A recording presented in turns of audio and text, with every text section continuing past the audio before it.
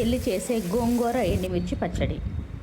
ఈ విధంగా పచ్చడి ప్రిపేర్ చేసుకుంటే కర్రీ ఉన్నా కూడా వేసుకుని తినరు, అన్నం మొత్తం ఈ పచ్చడి వేసుకుని తింటారు. చాలా టేస్టీగా ఉంది.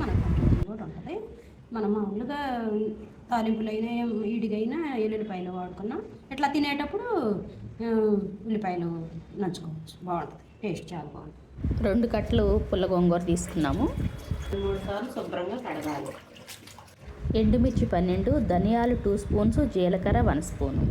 ఒక్కసారి ఇవి కూడా పచ్చిలాగే పేలుతాయి. ఇట్లా ముక్కలు చేసి వేసేసుకోండి.